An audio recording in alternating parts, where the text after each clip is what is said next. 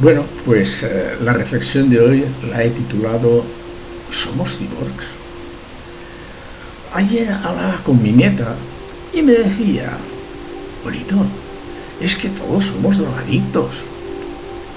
Creía que entendía lo que quería decir, pero traté de sonsacarle un poquito más y siguió diciéndome, es que todo el mundo toma drogas, ¿quién si no? Quien no fuma, bebe. Quien no, toma medicamentos. Otros toman otras drogas más fuertes. Todos tomamos algo para excitar o aumentar nuestros sentidos, o al contrario, para poder dormir. Tiene 17 años, pero me llama la atención por la madurez con que habla. Sus circunstancias la han llevado por caminos insospechados. A mí me alucina cómo llega a esas conclusiones. Estando pensando en ello, me vino a la cabeza la noción de cyborg. ¿Pero qué es un cyborg? Creo que se trata de una persona a la que le han implantado un apéndice que en cierta forma la mejora. Vendría a ser el llamado organismo cibernético, una especie de humano-máquina.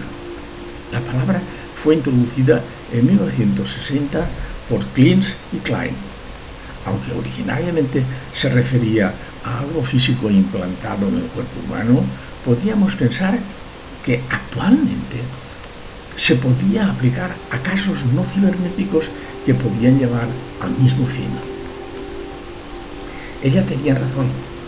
No es necesario que se implante algo físico para conseguir aumentar capacidades o mejorarlas. No hace falta que se implante un marcapasos, por ejemplo. De hecho, la cosa ya se inventó desde la noche de los tiempos.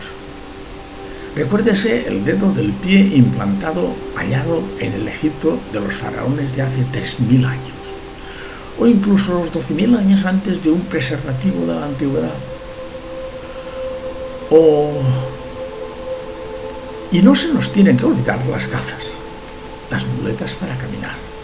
La verdad es que estos artilugios poco tenían de cibernéticos, pero siempre se han utilizado para mejorar el rendimiento físico humano.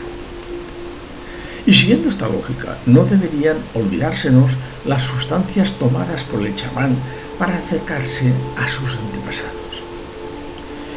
Y si queremos ir más lejos, deberíamos tener también en cuenta las drogas psicológicas fomentadas por la mente, la posesión, el control, la influencia, todo para aumentar nuestros sentidos sobre los demás.